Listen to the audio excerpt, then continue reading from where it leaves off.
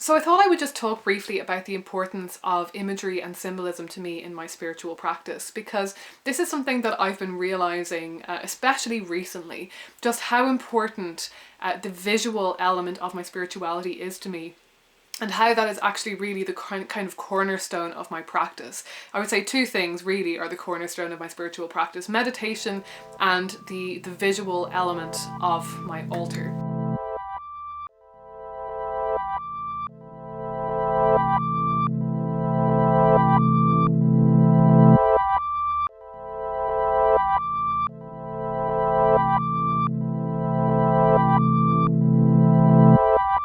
I think this is especially true because, as I was saying in my last video, and as has kind of become clear to me in recent months, I really don't reach for my kind of material, practical elements of my spirituality that much. I tend to really just be focused on the cerebral parts of my spirituality. So the way that I think and contemplate about the universe, the way that I kind of try to incorporate a spiritual mindset into my day-to-day life. Meditation, like I say, the core of my rituals tend to be focused around kind of doing path working or active imagination, that kind of thing, rather than doing anything kind of active. I don't really practice witchcraft, I don't really cast spells. So to me, my practice is very much a kind of something that happens within my mind, and almost a kind of a way of shaping and framing my day-to-day life. Basically, when I sit down to the altar, I am more often than not aiming to get myself into a certain state of mind rather than trying to achieve something or bring something into being.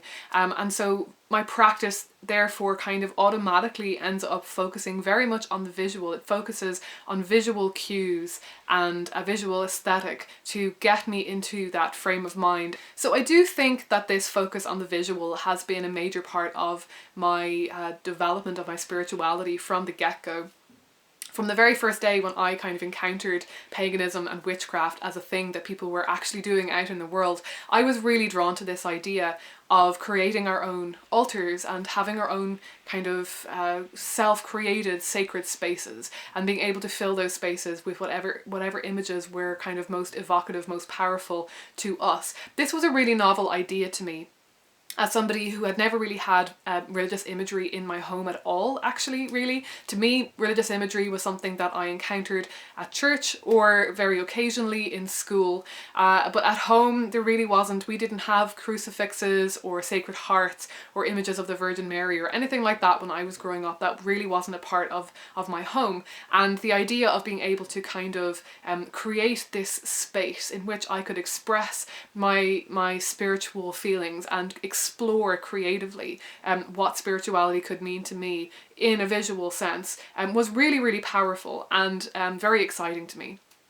Early on, of course, I created altars that I constructed and then took down again for a very long time. You know, I was very much practicing in private, in secret even, as a teenager and even into my early 20s. I just didn't really have the confidence to be doing that kind of out in the open and to be leaving something for other people to see. But it still was this very powerful idea to me, and almost in its secrecy, that almost made it more powerful because it became something that was private to me. It became a place that I could express myself in whatever way I felt like I wanted to, without worrying if I was doing it right or wrong, and without worrying what other people would think about my understanding of divinity or of spirituality and what that really looked like for me. So even though I was very much following along all of these kind of books on Wicca and stuff and creating altars very much based around what I was told should be on my altar, there still was this kind of sense of freedom and this amazing sense of creativity where I could create and construct whatever kinds of rituals and whatever kinds of visual representations that I wanted to. Ritual is still an important part of my spiritual practice. I very definitely do ritual at least 8 times a year. I sometimes still do ritual of some kind on a full moon or a dark moon if I'm feeling like doing so, or if I just have a need to be in that kind of ritual state of mind. It's still important to me, and at the moment I have got to a point where I have a very self-made ritual that is roughly loosely based around the kind of ceremonial magic outline of Wicca. And it's kind of taking elements from that get me into that kind of altered state of consciousness because I've been doing them for so long and because I associate it with this kind of magical state of mind that's still very powerful to me. But on a day-to-day basis, as somebody who is a pantheist, who doesn't believe in kind of who isn't a hard polytheist, so who doesn't kind of believe in the deities as kind of external entities, who doesn't kind of have a devotional relationship to those deities, so to speak, somebody who isn't practicing witchcraft, as somebody who isn't doing all of that stuff, my day-to-day practice is a really very simple, and it is, you know, as I said, very much focused around meditation, and really all I do in terms of physical objects these days. Now sometimes I do incorporate prayer beads, that's the main kind of physical practice that I will incorporate into my spiritual practice, and of course sometimes I'm drawing tarot cards and doing that kind of thing, but really all I do is I sit at the altar and I say a few words. I say a couple of prayers that I've written or stolen from poems over the years, and I light candles, and it's very, very simple. That's all I'm doing. So it's really focused around what those candles symbolize and what images are behind them or around them on the altar. Like, that is really just the focal point of my daily practice. And I realized about a year ago, I think, maybe more, about a year ago, no, I'd say maybe a year and a half ago at this point, that my altar was no longer really serving me. It wasn't really acting as that important foundational bedrock of my spirituality. I wasn't going to it every day, sitting and looking at it and just being able to visually, you know, in my field of vision, just immediately see all the kind of cornerstones of my spiritual beliefs in a way that was going to be kind of setting me up for the day and just keeping me in that kind of spiritual mindset, which is the entire reason for me to be going to my altar every morning. And I constructed a new altar. I took down my old altar, and I'll link the video where I kind of talked about that and showed that up above. I took down the altar that I had been working with for a while, and I reconstructed a variation on an older altar that I had once had, and I incorporated a couple of new ideas, such as the stone circle that I now always have on my altar, which represents the wheel of the year. And I just kind of really refocused it on the core foundational elements of my spirituality that have been following me now for a long time, like since I kind of came back to paganism in my early 20s. And that really is the binary of kind of creation and destruction, certain elements of ideas of goddess and Gaia.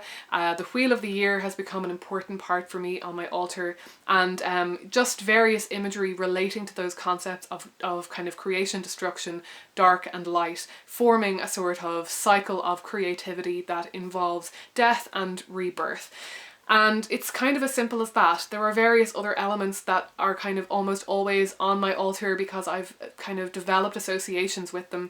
Another major change that I made at one point, and I'm now kind of struggling to remember, I feel like maybe when I changed up the altar originally, I put the Buddha statue back on as my kind of the primary focal point. And then later on down the line, I decided that I was going to reverse that decision, remove him from my main altar again. And I made a video about that, which was mostly about cultural appropriation, and I'll link it up above as always, and it was mostly just kind of mostly discussing that issue, but there were two reasons for it. I mean, there was the kind of half of the reason was relating to the fact that I feel like, as a pagan who shares her practice online, and as somebody who has a certain amount of followers, I didn't want to be putting myself forward as potentially suggesting that I'm an expert on Buddhism, or that I'm a Buddhist or anything like that, because I'm not. And it just made me uncomfortable to be kind of maybe misrepresenting myself in that way, especially online. But there was also an element to which I was uncomfortable about that imagery that I was using on a personal level, and I think I would have discontinued to have that image as the focal point of my altar, even if I never shared any of the images of my altar online ever.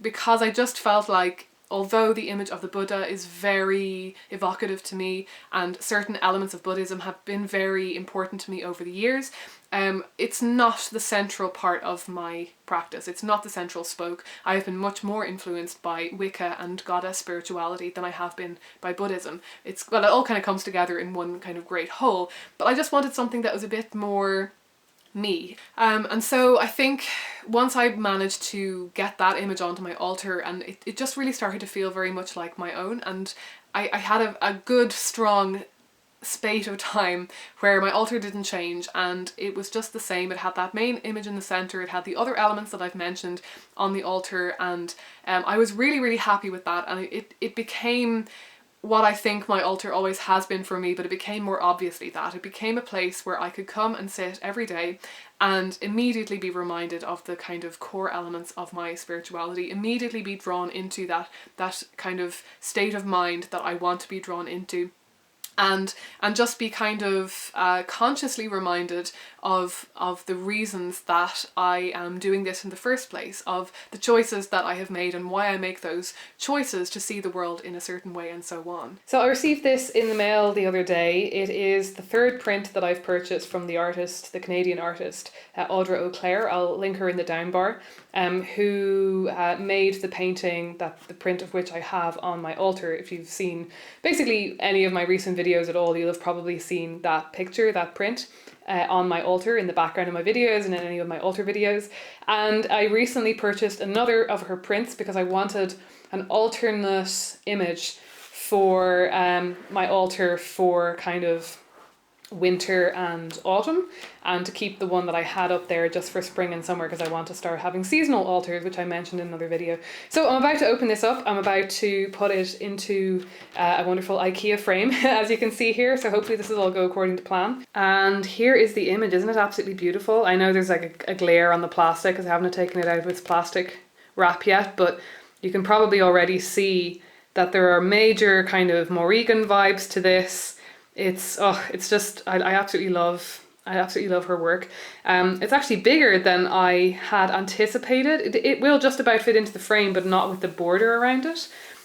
So I may decide to get a different frame at some point, but I'm really happy that it's so large actually. I think for some reason I'm not good with inches, because obviously Canadian artist, the print sizes are in inches, and being Irish, I'm used to centimeters. So this is cool that it's bigger than I was anticipating. As you can maybe see, there's my hand, it's quite large. And this is take two, because the first frame was actually not big enough for the print. I would have had to trim around the edge of it, which I really didn't want to do. So I went out and got a different frame, also from IKEA. And yeah, I'm about to try and get this working. Hopefully everything will work out this time. It's going to be a bit huge on the altar. Like, I think it's actually going to take up the entire back of my altar at the moment, because my altar is so small right now. But, you know, I'll make it work. And here's the finished product. Unfortunately, I don't think I'm going to be able to leave the candles like that, because they're actually, you can't see it in this shot, but they're actually too close to the ceiling. That's the joys of having an attic room. They're very, very cute and cozy, but hard to light candles in, because you end up leaving black stains, you're basically burning the ceiling. But I'm pretty happy with this. I'm pretty happy with it as what is going to be my Samhain altar this year. So I feel like deciding to change my altar up now seasonally in the way that I'm working on doing at the moment, it kind of necessarily had to build off that foundation, I think. I think I needed to find the altar for me that felt like the foundational altar before I could kind of move on to having seasonal altars again, if that makes sense. And I'm feeling very confident and very happy about that now. I'm much happier to release certain parts of what was on my altar as well, having kind of had that time of having everything on the altar all at once. Now I'm feeling a lot happier to just sort of pick and choose at different times of the year which pieces I want on there and what I want represented and so on, because I have a much stronger idea in my head of what it is that my altar is supposed to be doing for me, and what it is that it needs to be visually representing, and what does and doesn't need to be on there. So the image that I've just changed up at the moment, as I've said before, it is going to be my autumn and winter kind of primary image of the divine, and then the other image that I had before that, it's going to be my spring and summer. And my idea, as I mentioned in the altar video that I made a video when I was changing my altar up originally into kind of going into autumn. And I was focusing it around Cernunnos, because I'm going to be focusing my altars around 4 different deities. Summer actually is going to be Cernunnos, autumn is going to be the Morrigan, winter is going to be Odin, and spring is going to be Gaia. And the reason that I feel like I'm ready to do this is because, like I say, I've had that time of really solidifying in my mind what the visuals are of just sort of goddess or divinity to me in general. And now I'm at a point where I'm just wanting to kind of bring back a bit of novelty into my practice again and kind of mix it up a bit. And I had tried to do that through incorporating an actual physical material practice into my day every day. And I had come up with this idea of having my 6 months where I would try a different practice for 30 days every single month, and that I would do that every evening. And it didn't work out, partly just because I've been so busy and so all over the place moving and everything. But I think as well it didn't work out because to me, the physical practice, I think, needs to arise from the visual cues. And trying to incorporate a practice, a material practice, that wasn't necessarily gelling with what was on the altar or wasn't like organically arising from my visual cues, from my spirituality, just wasn't really kind of making sense to me. So instead, what I'm trying to do with this idea of changing up the altar spaces to being more deity oriented is to give myself that opportunity to delve into devotional work again, and to think about how I might reflect that portion of the year in a kind of material practice, through relating it to a specific deity, because I find that most of the kind of material practices that I do, especially on a day-to-day basis, will be kind of devotional in nature, and devotional kind of practice for me tends to need to be focused around a specific deity. Because as a pantheist, my understanding of divinity and of goddess is very vague. It's very sort of, it is the universe, it is everything, and it doesn't really feel like a voice that I can necessarily talk to or engage with on a personal level. But when it comes to engaging with specific deity, even though I don't necessarily believe in them as external entities in the way that hard polytheists do, I can still kind of use belief as a tool to a certain extent. I can kind of delve into having a devotional practice with a specific deity through understanding them as archetypes, through understanding them as kind of more complex symbols of specific elements of divinity or specific elements of the universe. And that to me has been very powerful over time. I try not to overthink it too much. I try to just incorporate it into my life as just a kind of a creative expression of my sense of awe and devotion in the face of the universe. But it has always been something that I've been excited to do. I've always been drawn to paganism in part because of its connection to gods and goddesses. And I've always felt this kind of, this draw to doing that and having those devotional practices, even though on a kind of cerebral level it doesn't make a lot of sense to me in terms of my worldview. But yeah, I've realised that I think an important thing for me to do is to incorporate that visually into my altar space, so that I'm kind of more inspired to work with a specific deity on a day-to-day basis. I want to construct altars that still incorporate all of those foundational kind of keystones of my spirituality, my worldview in general, but that kind of express them through shades of specific deities. But ultimately my main takeaway right now is that I'm accepting that my spirituality doesn't need to be very kind of practical. It's allowed to be visually oriented. It's allowed to be focused on imagery and symbolism. There's no rule saying that it can't be, and that I can't just use the altar as a kind of a jumping off point of imagery, and just to kind of spark ideas in my mind, and just to sit and pray or sit and meditate or do whatever it is I want to do. There are no rules saying that I have to do anything else. I think it's easy to slip into a mindset in this community that if we're not doing kind of a million different practices that we're doing it wrong, because so many of us have kind of witchcraft practices and various different kind of new age, for want of a better term, kinds of practices. And that's fine if that's what you're into and if you really want to have that in your day, but I think sometimes we put ourselves under a little bit too much pressure, and we kind of kid ourselves into thinking that we can't be fully spiritual. We can't be the greatest spiritual beings that we can be unless we're engaging in all of these different practices. And I'm not sure. I don't think that that's necessarily true. I think as long as you are finding your main kind of trigger for a spiritual experience, if you're finding kind of your main cornerstone of your practice, and you're making sure that that's strong, and you're making sure that you're building on that and thinking about that and being conscious about that, then I think you're probably in a much better place than if you're trying to kind of, you know, shoehorn a lot of different stuff into your practice that doesn't fit that well, or that isn't actually combining together into a coherent whole. So yeah, those are my thoughts. That's where I'm at in terms of my practice right now.